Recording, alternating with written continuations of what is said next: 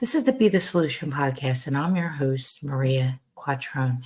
And Be the Solution is all about you empowering yourself to live and to change your life. And today I welcome my guest, PJ Cline. I am so excited to talk with PJ. She is often described as a human spark plug because of the energy she brings to every project that she pursues. She's a 3-time award-winning public speaker with an executive. Good morning, PJ. Good morning, Maria. Nice to I'm see so, you. I'm so excited to have you on Be the Solution Well, podcast this morning. Welcome. thank you. Thank you. I'm excited to PJ, be here. I followed you for the last 4 years of your journey, watching you go from country to country to country. So now you visited 69 countries and living, not just visited, but you're living as basically an untethered traveler. So I have some questions about this and I just want to get right into it, okay? Sure, I'm ready. All right. So tell me, how did you and your husband Chris decide to do this? What was the determining factor? We've always loved to travel. And even when we had our careers in Philadelphia, we were traveling every year to Europe, Puerto Rico, Costa Rica, the Caribbean, and traveled as much as we could. And it was always our dream to do this full time. And when COVID hit, it was like the perfect storm where everything just came together. Our jobs changed because of COVID. Our mental attitude changed because of COVID. And everything just kind of went upside down. And we just put pen to paper and said, could we travel full time? Could we do this and live the dream that we've always talked about doing? We took a piece of paper. We did a split page, pros and cons. What would be the pros of doing it? What would be the cons of doing it? In the end, the pros outweighed the cons, and we took the leap. Hmm. The good old Benjamin T. The T. I Yeah. always say that. Should I do this or not? Pro, con. I don't know if you know this, but you know that we were in radio. I was in radio advertising. Do you know that? Oh, sure. Yes. That's Yeah. how I know you. Yes. Yeah. I didn't know if you remembered, but you had a career in radio for 25 years. Oh, more like 30, my whole Oh, life. okay. Pretty much. Sorry. Yeah. Don't want to That's don't okay. want to take 5 years off of that. So 30 years. And when that career you finished that career, um, you decided that it was COVID and you were can you do this? So what were some of the factors that you looked at? The factors were, it's important to say that my husband and I do not have children. We're child free by choice, and we don't have a very strong family unit either. We're not close to our families. We've lived apart. We've lived in Philadelphia, even though we're not from there. So we had our roots in Philadelphia, but not really any solid family ties there. So it was a little bit easier for us to make a decision like this based on those factors. And I understand a lot of people, probably most people, have a lot of extenuating circumstances where it may not be as easy for them to do this. With that in mind, we again took the split page. We said, we're at a point in our careers where we're 60 years old, probably time to retire. What would it look like if we sold our house and took those proceeds, sold everything that we own, took those proceeds, and put it together with our investments and traveled full time? And we did a lot of research on this subject. There's a lot of information out there that I'll gladly share some Facebook groups and websites with your audience if you like, that we just really did a lot of research on it. And after seeing technically, practically, we could do it, talking to our financial planner, we said, here's our net worth, here's what we think our budget could be. And she's looked at it and said, absolutely, you guys can do this if you stick with this budget. That was done. Then it was like the emotional roller coaster. Where are we mentally ready for this? It was a leap of faith that we had to take. And then we had to sit back and go, what's the worst that could happen? What's the best that could happen? What's the worst that could happen? The worst that could happen is that we just come back. And we approached it from the fact a lot of people retire, they sell their house and they move to Florida, get That's all right. new furniture. So we just said, let's look at it that way. We're going to sell our house, we're going to retire, except we're going to travel the world and find a place to live. That made it a lot easier, a lot more manageable, and put it in a nice, tidy little compartment that we could relate to and accept mentally for that and Mm, emotionally. that makes sense. I bet it took a lot of soul searching. But also, that's something you mentioned. That this is something that you always wanted to do. How long did you and your husband talk about this? Like, when did the idea present itself to you, PJ? I think the Back when? I think the pivotal moment was when again it was during the COVID, and it was being stuck in one place and having the urge to get out and do things. And I got to be honest, and you're going to relate to this. We had people knocking on our door wanting to buy our house. You remember what the real estate market was like then. There was a housing shortage and people wanted to buy our house. And that was really the time that we said, wow, we could really do this. Are we ever going to have an opportunity to sell at the top of the market like this and have people knocking on our door and wanting to buy the house, which of course was our biggest asset. And I think that was it. That was really the determining factor for us. Like, okay, I think we should do this.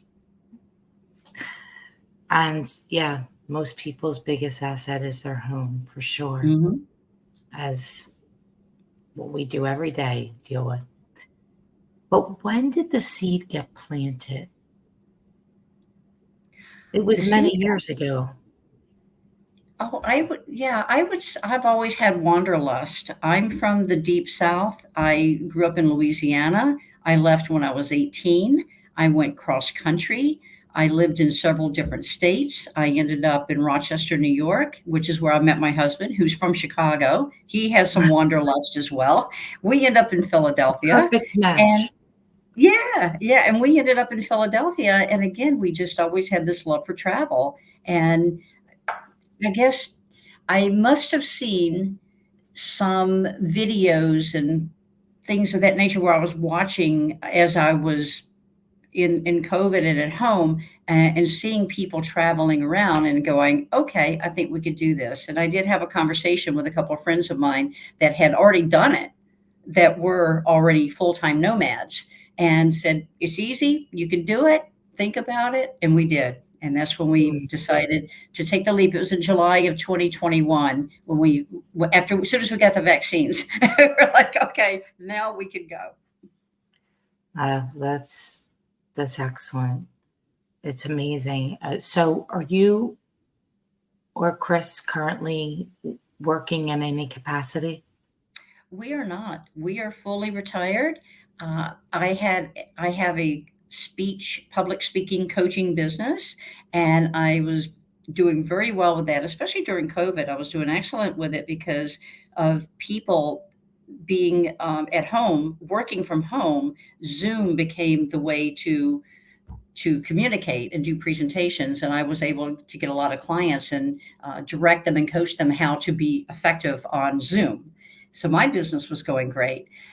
Once we started traveling, what I found out, Maria, is that full-time travel is a full-time job.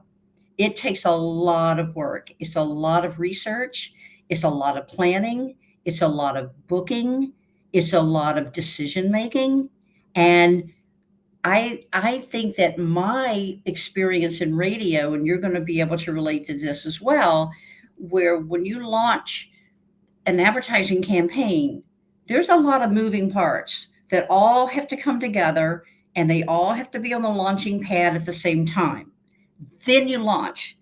And if some piece falls out, you've got to move fast and you've got to fix that missing piece and get it back together. And that's how I approach the travel full-time job that I have now with traveling. Oh It's a boy. lot of it's a lot of work. It is, but it's a lot of rewards too. Oh my God. No, I didn't think about it being like a full-time job of travel. It is, especially the faster you travel. Well, think about it this way.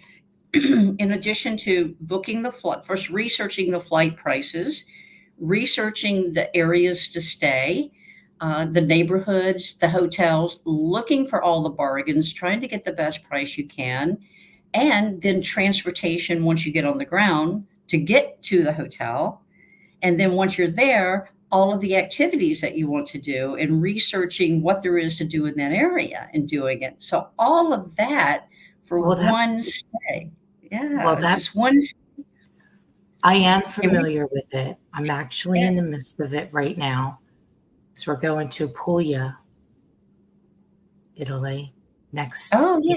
Yeah, soon. beautiful place. Soon. We're going soon, and I have nothing booked because I already have two full-time jobs, um, two businesses, and now I'm attempting to book my stays and masserias and this and that, and I have nothing done. I mean, it's not true that I don't have anything done. I have been doing the research, but I haven't been able to decide where to stay. I would recommend, this could make your life a lot easier, is crowdsourcing. I'm a big fan of crowdsourcing. What I will do is when we decide where we're going, I will go on Facebook and I will find the groups that are in that city. Let's say, for example, you want to go to Rome or that city you just mentioned in Italy. You can go on Facebook. Puglia, it's a region and it's in the Yeah, heel. yeah, okay, I'm familiar with it, I haven't been yet, even though we've been to Italy 3 times, that's on my list to go to that area. You can go on Facebook and join a group for that area. Look for, foreigners living there, look for foreigner expats in Rome or whatever city that you're in, you want to go to, and you can just crowdsource, you can just post on there, say, "Look, I'm looking for a great hotel recommendation. I'm looking for the best neighborhood to stay in.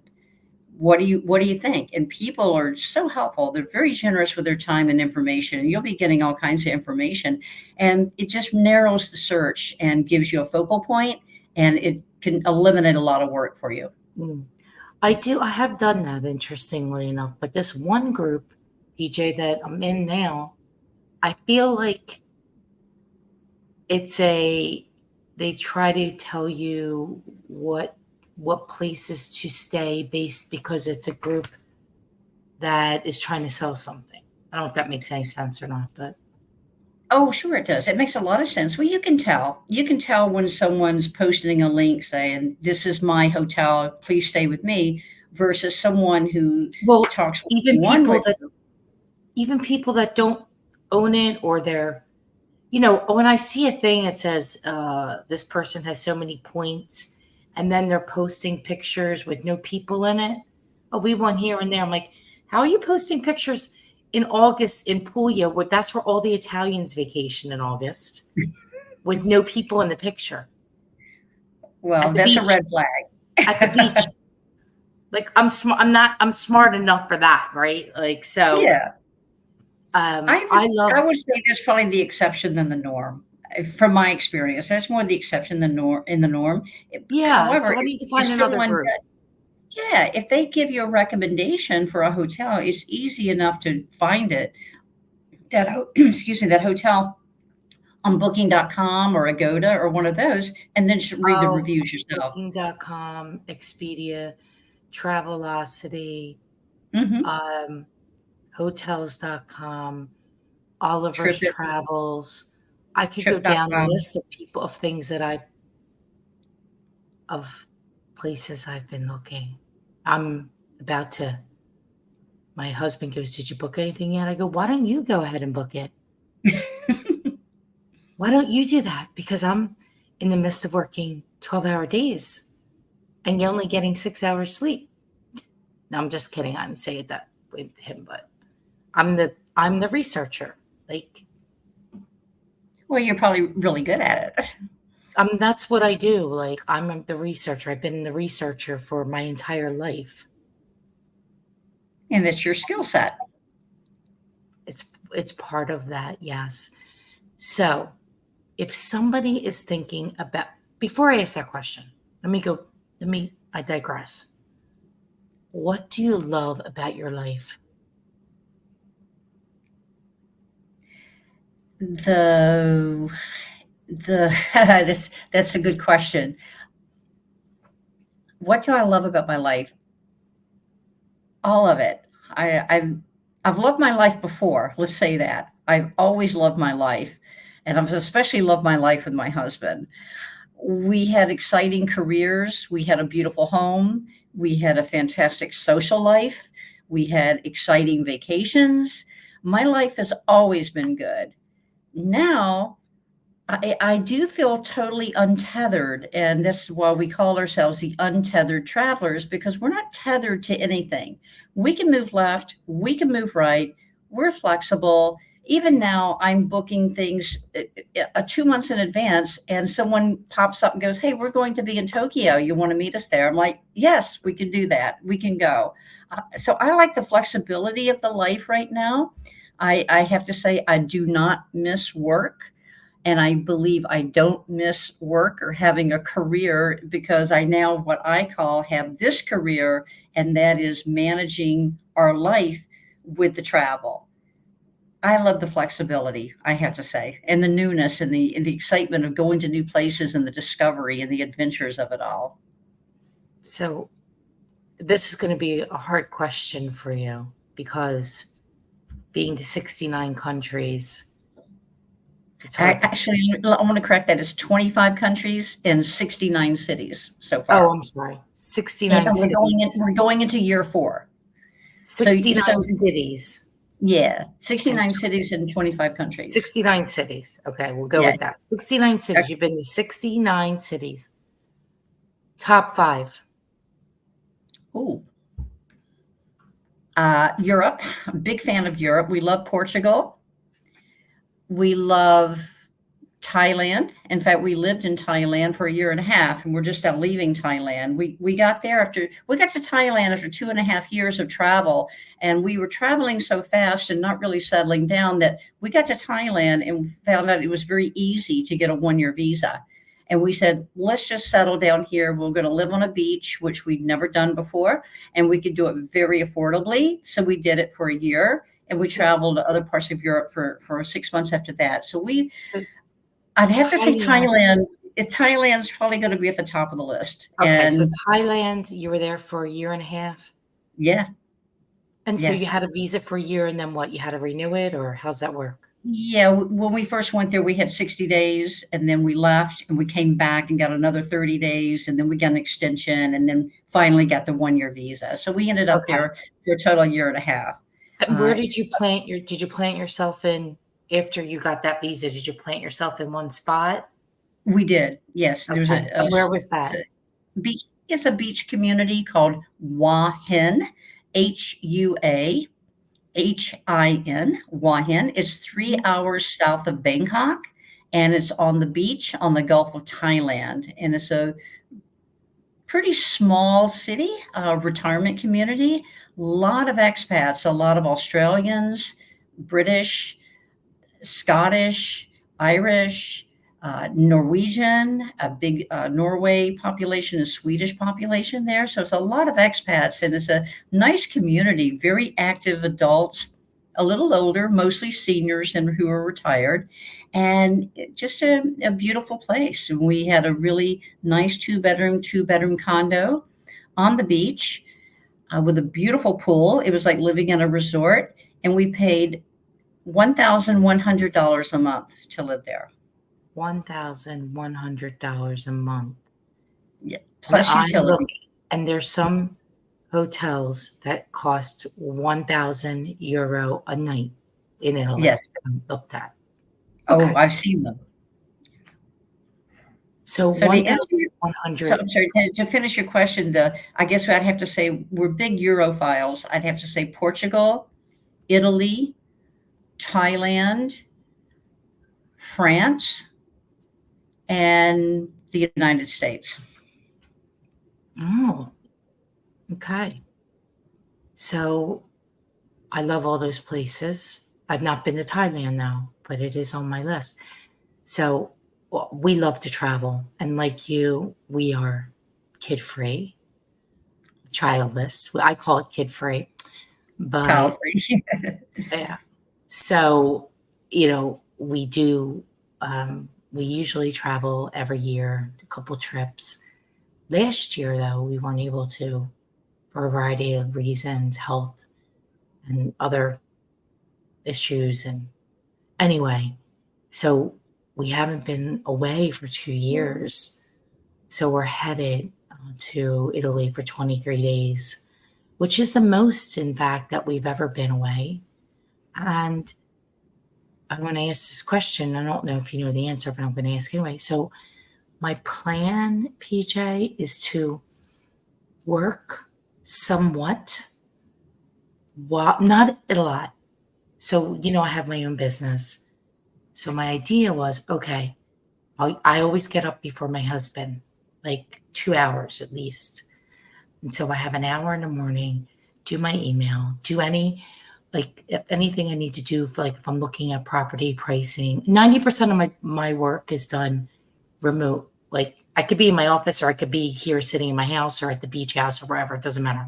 Only 10% I'm actually like going somewhere. Anyway, so I don't want to come back after that time to an inbox of a disaster. So I'm going to do the email in the morning for 1 hour and then any comps. And then certain days, I don't know about every day, but at least 3 days a week, 4 days, I'm going to say from this time to this time, a 2 hour period, I'm able to do any seller calls, like new clients calling. I get people that call me every day and say, I want to sell my house or I want to sell my commercial property. Like yesterday, I had five of them. So, which it was very busy, which is a good thing. Anyway, so then and that's between like 5:30 and 7:30 p.m. Italy time, because it's like the downtime there before dinner. All right. And this way I can still keep the machine going without much disturbance and keep the email from getting, since I get hundreds and hundreds a day, keep it from being 5,000 emails in an inbox. So I wasn't your thoughts. About working while you're on vacation? Yeah. It takes discipline. It also, you have to keep in mind the time difference, which if you feel you have to do that, then absolutely do it. If you don't, and your business is taking care of itself, which that's Well, rare. it never 100% takes care of itself, right? Right. Yeah. I would just say schedule some time, schedule 2 hours a day, 3 hours a day, and say, this is when I have to take care of my business, or maybe, and then schedule yourself a day off where you don't have to do that. I was thinking 2 hours a day for Yeah. 4 days. Okay. I think Like that four, that like, would work. yeah, like Monday, Tuesday, Wednesday, Thursday. Sure. And the best laid plans, you can plan that, then all of a sudden something falls out of the sky and you got to put out a fire, but you Yeah, got to be ready usually for no fires. No fires. We don't do any fires. that. Oh, Nope. good. Okay. Nope. Got rid of the fires. Most fires. Got rid of Awesome. them. Good. Yeah. We live I got rid of all the things that would be bad energy around me. Good. Is your husband retired? we work in the he works with me Oh, as you well. guys work together. Okay. Yeah. But I'm the one who like I'm the business development, right? Like back in the radio days. Same thing. 31 years later. 31 years. So I want to know about the time in Thailand. Okay. So you put that on the top of your list, and you were there for a year and a half, close to. What did you learn We from the people there? How to be respectful. What struck me about Thailand when we first went there is how polite and respectful and happy the people are. They call Thailand the land of smiles. Everyone smiles. They bow. They wave. They smile. They're so polite, so respectful.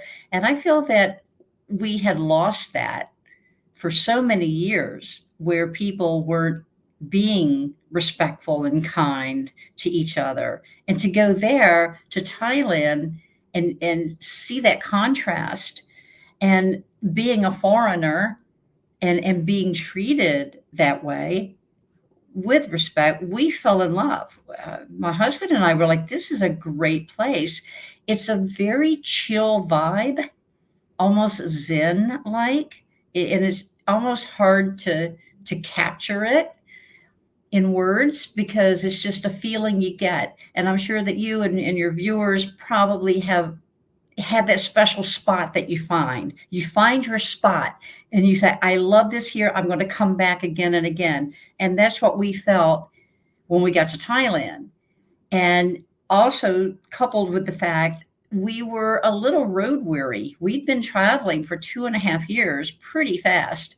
And I think at that time we'd been to 20 countries already. And we were just like, okay, maybe we should settle down. Keeping in mind, too, that our goal is to find a place to live. And because we love Thailand, because it was very affordable, we said, let's live here for a while. Let's just get our 1 year visa and let's live here and see what it's like. How do we want to live? Do we want to live in a big city like Bangkok, which is equal to the size of New York City? Or do we want to live on a beach and relax and get a condo on the beach? And we'd never done that before. We'd live in big cities, but we'd never lived on a beach before. So we had that opportunity and we found a beautiful 2-bedroom, two bath condo, about 1,000 square feet, nice 7th floor, beautiful view, gorgeous pool for $1,100 a month for a 1 year lease. And we said, let's do it. And we can also use that as a base to explore other parts of Thailand. And that's what we did. In fact, we left for the winter and we went to Laos and Cambodia and Australia and came back to the apartment. And that was a good test for us because for the first time in 3 years, we had a home base. We left for 3 months to travel around and came back to the same place. So it's almost like when you go on vacation, you come home again. And we hadn't had that. That we did. There And I is a special feeling about that after being away a while, and then you come home and you're like, oh, I'm home. But home can be anywhere you want it to be, right? It can be. And what was good is that it was nice to come back and it was easy because we had the same apartment, we knew the neighborhood, we knew where everything was. We didn't have a learning curve. It was very familiar to us. We already knew it. And that for me was a double-edged sword. It was like, I'm not quite ready to go back. And now that I'm back, I kind of miss that excitement that we just had over those 3 months of that feeling of discovery. And we stayed there another 4 months. And when our visa expired, we made the decision not to renew and to continue on and leave Southeast Asia and work our way back to other places that we wanted to explore. Example, South America. We haven't really spent a lot of time in South America. We're going there. We want to go to parts of South Africa. We're going to explore other parts of Europe and some islands that way we've never been before. And next There's July, yeah, we're taking a cruise through Iceland. And we're like, okay, so that's kind of our journey at this point. it's amazing. So those being, you said Portugal. What did you love Yeah, about Portugal? we went to I love Portugal for, Portugal, by the way. So yeah. What's your favorite part? I like in, I spent some time in Lisbon and also Cascais and Hmm. Sintra. It Yeah. was a long while ago, but I loved it and I love the people and I love the food. Yes, great food there, delicious.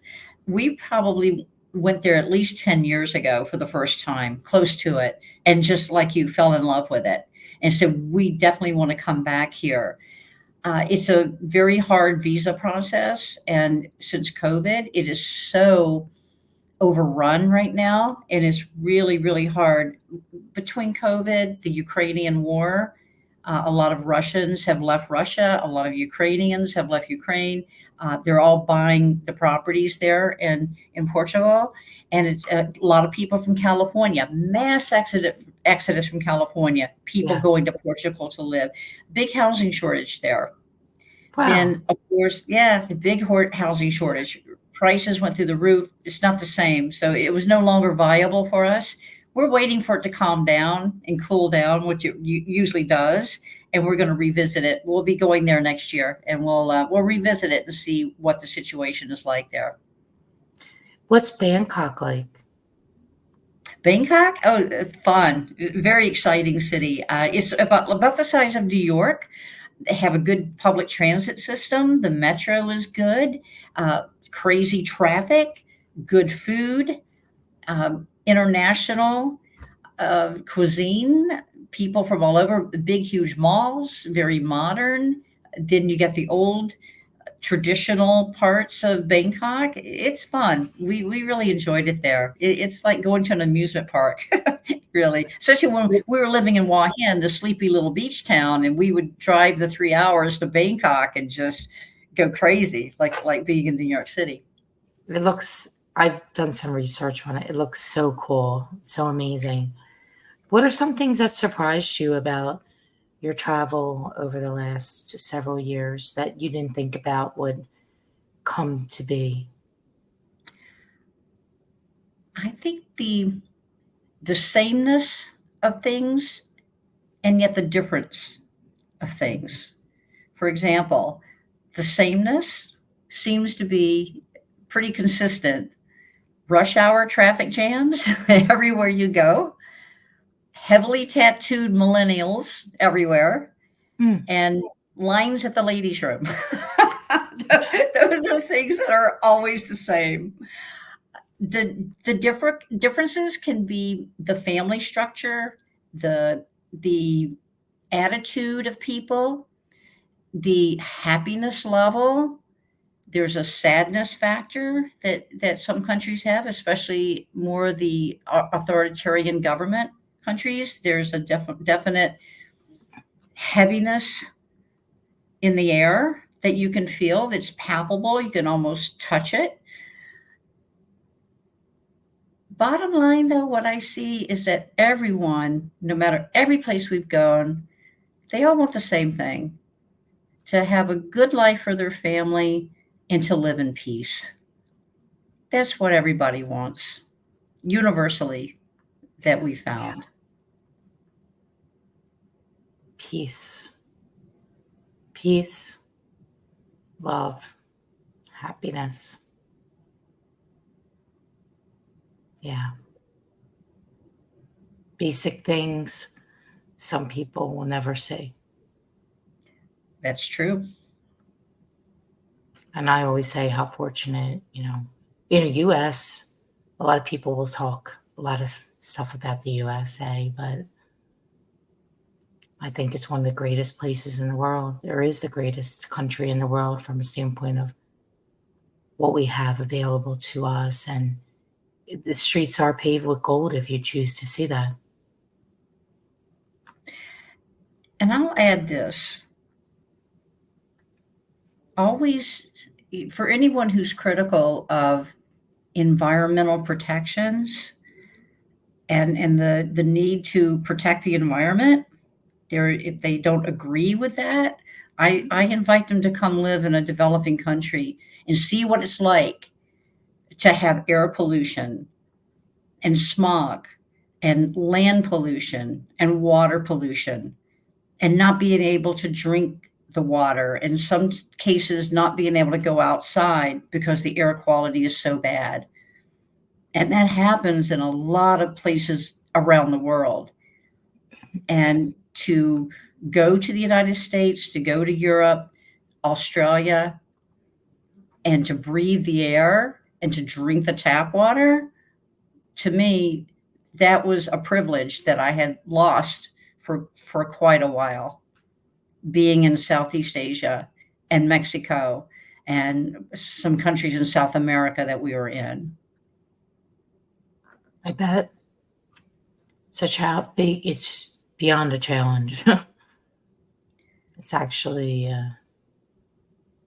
it's wrong.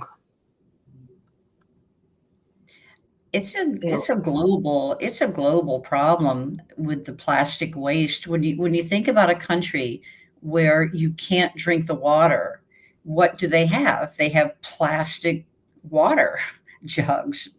We drink water in the United States. You drink water out of the plastic bottles. However, we have recycling plants. They don't have that in other countries. In developing countries, they don't have recycling. Yeah. Well, I And don't we're even believe in drinking out of the plastic bottle anymore. We Yeah, use we use Yetis, and we transport, yeah. we carry a Yeti around. You'd be And amazed. Yeah, you'd be amazed at the plastic waste in developing countries, especially like in Southeast Asia, for example. We're in an event, I go order a bottle of water, a plastic bottle of water. She puts it in a plastic bag. I don't need it in a plastic bag. All the food containers to go, takeaway, all plastic. I don't know. It must be cheaper for them than using cardboard, anything that would be biodegradable. And so you add that, all the plastic that they're using, and then not having recyclable, it ends up in the ocean and yeah, then washes up on shore. So you see a lot of the land pollution and ocean pollution, and it's really sad. It's a global problem. I don't know. It's going to take a group of billionaires to get together and say, let's solve this, probably worldwide. Hopefully that'll happen. hopefully. Hopefully. So you're in Vietnam. How long will you stay there for? We're getting ready to leave on Monday. We've been here a month. Just so you know, most countries will let you stay about 30 days unless you apply for a special visa. So we're just like, okay, we're rock hopping out. We call it rock hopping. We're to avoid a 32-hour flight, we'll rock hop. So we're leaving. We left Thailand and we went to Singapore, and now we're in Viet. We went to Bali for a month. We're in Indonesia, and now we're in Vietnam. I always wanted to go to Bali. What is it? It's special. Bali is special. It's really crowded. It's over touristed, but you can avoid that. But it's really special. We had a ball there. We really did. Yeah, it's very zen. Very you do feel like you're in Bali. It's much different atmosphere. Like I was saying, that palpable feeling that you can get where you can touch it, you just land. And I felt that in Bali. I felt like, yeah, this is cool. This is different than Thailand. It's different than Cambodia. It was Bali. It's a little more exotic. Uh, Beautiful water, beautiful nature, good food, really good food. And the people are great. They're like the people in Thailand. They're very sweet, very zen, very happy people. I recommend it. We'll go back for sure. So you're saying basically 30 days, but in Europe you can stay up to 180 with the visa, Uh, or 90 days. Yeah, 90? 90. Yeah, and then you have to leave for 6 months and come back. You can come back. Yeah, So you but have to leave the EU. you have to leave the Schengen zone. Yeah. The Schengen zone is Schengen a zone, yep. I think every country now in Europe is part of it, unfortunately, except Albania. They're not in it yet. It used to be Romania, Bulgaria, Albania was not in the Schengen, which means you go to Europe, Italy, France, Norway, wherever you wanted to go that was in the Schengen zone, and you could do your 90 days and then just take a train right over to Romania or Albania or Bulgaria and hang out for Instead. another 30 days. Croatia, they joined Schengen now, but you could go to Croatia and just hang out for 90 days. You could really stay in Europe for a year if you did 3 months in the Schengen zone and then 6 months in other countries. But now that's getting harder to do because everybody joined Schengen. Right now, I think Albania is the only one that is not in there right now. So, but we'll do it. We'll probably do 90 days in Europe and then go over to Turkey, which is nearby, and do 30 days there and then do 30 days in Albania. And, we should be able to stay in that area, in that zone for about 6 or 7 months if we shuffle around and do it right. So only 90 days. Yes. And then you have to come back go wherever for 6 months. And then you can have go to back. you have to leave the EU. You can go to England. They're no longer in the European Union. So we could go to Europe, to And England, Brexit. Ireland. Yeah, we could go to England, Ireland, Scotland. They're not in the Oh, Schengen Ireland's zone. not in it either? So Nope, how long can you stay there? I believe 30 days there as well. Most places are 30 days. I think Albania might be a little bit longer. We might be able to stay there up to 90 days, I think. I have to look and see. Oh, but you can stay in Italy for 90 days. You could stay in Italy for 90 days, or you can stay in France for 90 days. Yeah, or any of those places, right? Yeah, collectively, or you could just move around for as long as you want for 90 days collectively. Yeah. And you have to get out because some people go, what if I expire? I go over, you can get fined and it can really damage your chances of being allowed back in. So don't mess with that. Get out of there before your 90 days. Yeah. Yeah. I would get out before the 90 days. I'm pursuing my dual citizenship in Italy, Italian citizenship. Fantastic. Yeah, so then you can stay forever. That's right. And all my husband needs to do is learn the basic Italian, so he has to do that anyway. Good. Oh, that's exciting. Yeah. So I have a dream to be able to, I want to be able to live anywhere in the world, like here, there, wherever. And I don't know exactly how the dream is going to be manifested yet, but I will manifest it. That's why I asked you that question of when did that I want to travel the world come as an idea into your mind. And then, because you manifested it, I've always had that dream. I've always had that dream. And it was just it wasn't a matter of if, it was a matter of when. Well, when you have the idea, it's already happened. Right. Yeah. It was it's already happened. It just isn't here. It didn't show up yet. My $10 million beach house didn't show up yet. It will. I believe. It will. It will. And, I have reasons for things, but yeah. Anyway, that's another conversation for another day. So what place did you find that you were very surprised by the experience, whatever that means? Like it wasn't thought at all what you thought it would be. Oh, wow. That's almost every place we've been. And it works both ways. There are some places that surprised us in a good way, and there's some places that disappointed us. Right. Okay, so let's talk about them. Where were you disappointed, and let's say you'll never go back again? I would have to say Laos, and Cambodia. They're beautiful countries. They're very pretty. They're not developed. The infrastructure isn't there. And I just found again that feeling of a heaviness with the people. There wasn't a lot of joy and happiness in the air. And that makes a big difference when you're out to dinner or you're going around and you're conversing with people and you're buying things and you're traveling and talking, and not to be around happy people and see maybe their life isn't that good. It's sad, and just a feeling of that maybe you're not really welcome there. I know many people who love Laos. They've been there many times and they travel all over the country. It just wasn't a feeling that we got. And Maria, I give everything the 72-hour test. I keep my expectations low, and I go in and I say, I'm not going to form a judgment for 72 hours.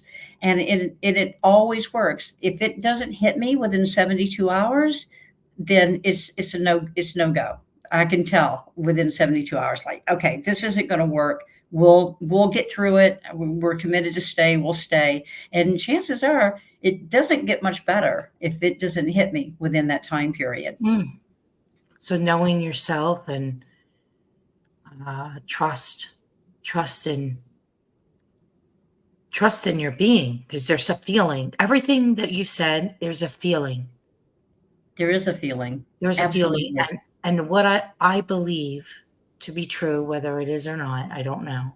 But I believe that we're all chasing a feeling, some type of feeling. And there's different ones. And when that feeling isn't right, your feeling isn't right. You can't, maybe somebody else goes there and they have a different feeling. Your feeling wasn't right. Well, it's all about like how something makes us feel. Exactly. And it's also the experiences that you have. We could just be someplace and all of a sudden we have this amazing experience. Like we meet somebody and they sit down and have coffee with us and they tell us this amazing story. Or they say, hey, there's a group of people getting together and we're going to go on a bicycle tour. You want to come with us? So something like that, just the experience can change your whole attitude about a place too. Where there have been people go, oh, I didn't like it there. I didn't like it. And we go, we have a blast. It just all your experiences that happens, and it could be coincidental. It could be what you're putting out into the universe, or it could be it just wasn't meant to be, that you're not supposed to be there. We try to make the best of everything. And I tell you, it's to the point, and I hate, this sounds awful. This is going to sound awful, but we're getting very hard to impress. We see some amazing sights. It's like, oh, okay, yeah, yeah, we've seen that before. We're to the point now, going into year 4, that it's more about where can we go that's going to give us a unique experience. Where can we go where we're going to see something we've never seen before? And that's where we're looking now, and that's how our decisions are being made.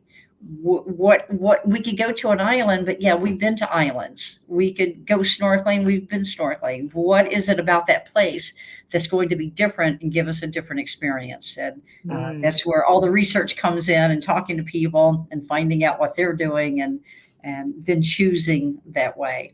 I bet you've made some amazing friends and connections on your journey.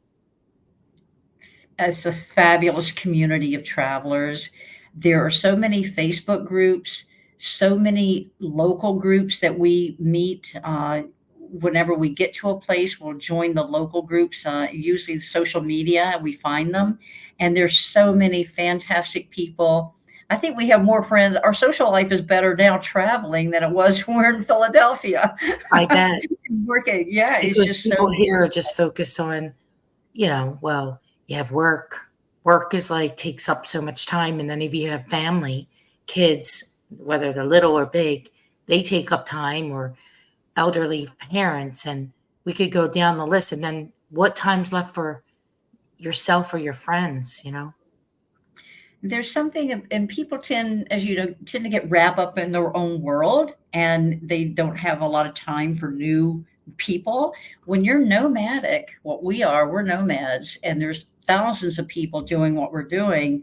We're all transient. We come and go, and we're open to everybody. We want to meet people. Everybody embraces each other. We share experiences. We're going on an excursion tomorrow with a couple. This is our third meetup with them. We met them 3 years ago. We met them once in uh, Chiang Mai, Thailand. We met them again in Hua Hin, Thailand, and now we're in Vietnam together. So just I love coincidentally, we're all here. So they're like good friends now. We met them 3 times, and they're like buddies. And there's other people. We're going to go to Japan, and I've already got like 4 or 5 couples in Japan that are nomadic. They're all there, so we're going to be able to meet up with them as well. that's amazing. All these different experiences. Are you writing a book? I am not writing a book. What I do is on my Facebook page, my personal Facebook page, I do a recap of every place we've gone. And you said you've been following it. And that's really all I I do. I read all Yeah. your stuff. I've been Well, reading it since you. I've been reading it since you left. thank you. I appreciate that. And I don't post every day. I really now I'm to the point where I only post after like a recap when we're Yeah, leaving there you and I used to do it. post more. I noticed that you're posting less, and then you're just doing like all the pictures as a Yeah, recap. yeah, yeah, right, and then captioning the pictures. That's a nice feature that Facebook offers now.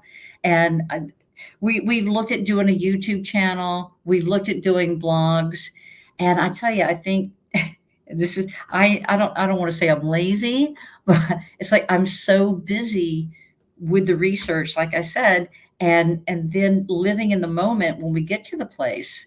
And to do a YouTube channel, I'd be running around with a GoPro and videotaping everything and all of that. And I know people do it. And I admire them. It's a lot of work to do a YouTube channel. You do a podcast, so that's a lot of work too. What you're doing here, and I just feel like at this point in my life, I can just enjoy, just keep busy and keep my hands full for sure by doing all the research and all of the bookings and stuff. That's really hard. Then when we get there, it's again, okay, now where we're going to go? Let's go see what activities are we going to do. And I just want to go out and do it and have fun. And Chris is the same way. We're just like, let's just be free and do it. Oh, And good.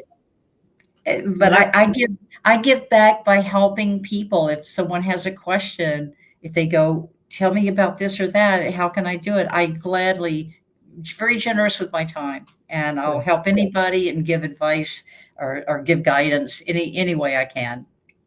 Well, I'm sure there's other people that aspire to live the life of a nomad.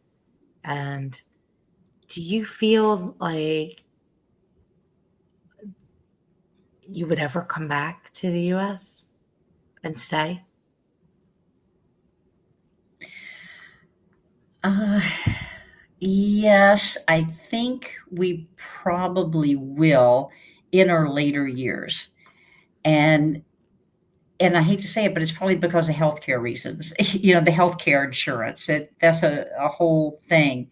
But we'll get the Medicare and we'll have that for us. Now, when we're 80 years old, I don't know. Are we going to be able to live in another country and not have health insurance and be able to pay out of pocket? I don't know. It depends on where it is. Uh, the United States offers a lot of conveniences that a lot of other countries don't, but it also has a lot of issues that other countries don't.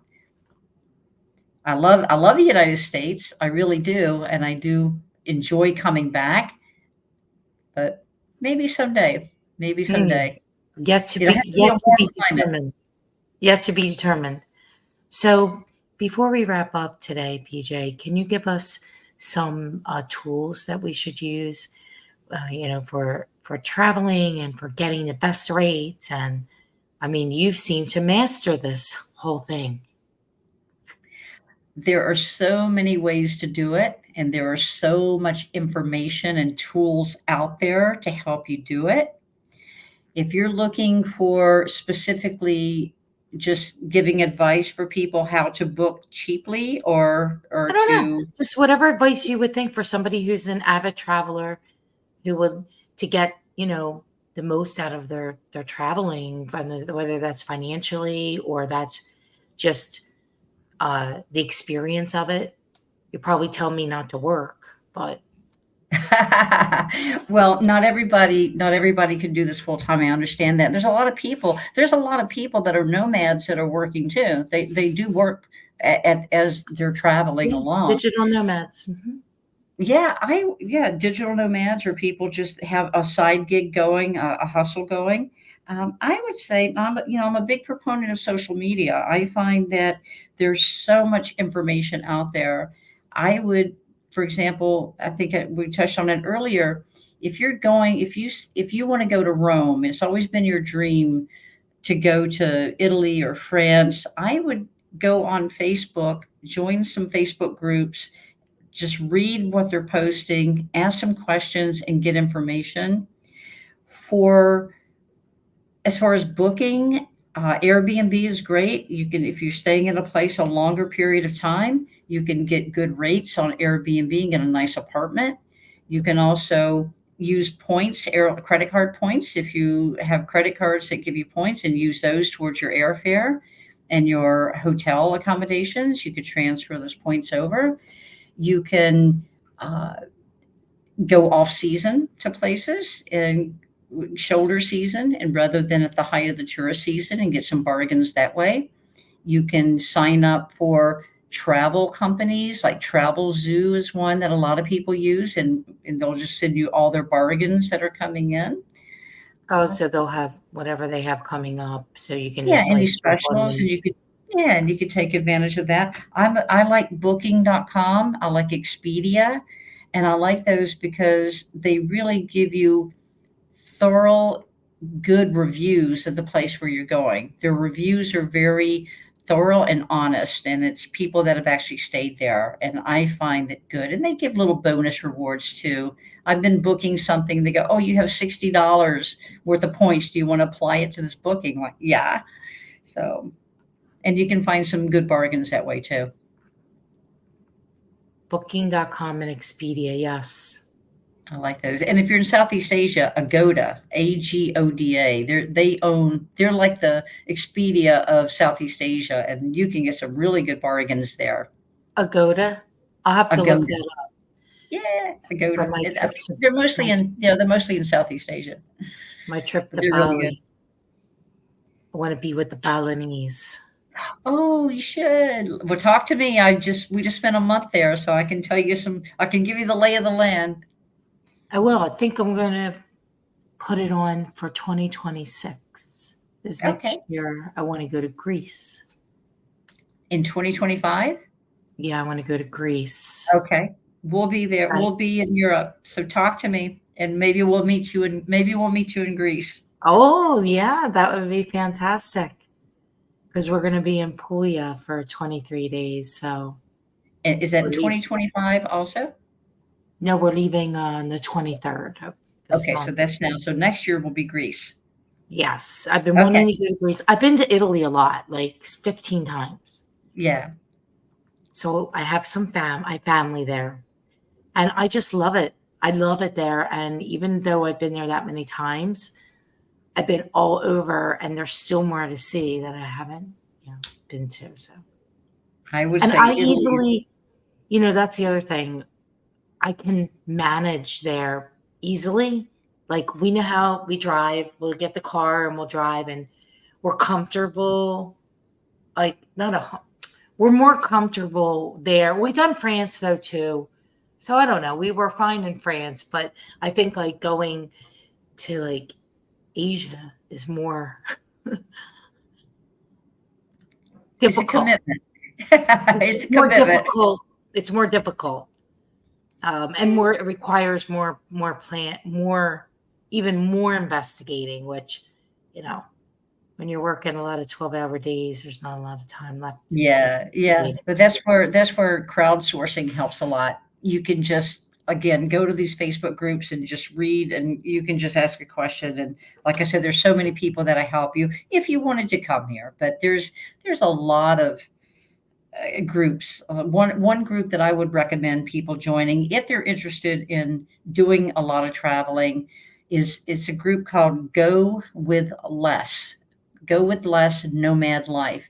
And it's a couple that started the group, and they have about 10,000 members now, and it's all nomads of all different kinds, all hybrids. There's people that are looking to travel, they're not doing it yet. There are people that keep their house, rent it out and travel, or just keep their house and come back. There are people that sell everything. There are people that just have RVs and they're driving around North America in their RV. All kinds of people from all walks of life. And it's a fantastic community, and you can find out all kinds of information from there. Good Go with crowdsourcing. less. Oh, that's Go awesome. with less. Yeah, I'm it's gonna a check really that great out. group. I want to check Great that group. out. Yeah. PJ, it was such a pleasure to talk with you today. You certainly are the untethered traveler, you and Chris, and I wish you continued success and amazing experiences on your journey. And I hope to see you next year in Greece. I would love to connect with you. It would be I will look amazing. forward to that. I may hold you to that, you know. So, Yes. I always tell people, "Don't invite us because we might show up." Yeah. So, maybe I we'll love it. we'll we'll see you in Greece. I Thank love you, it. and thank you for having me on your show. I really appreciate it. It was a Oh, great conversation. my pleasure.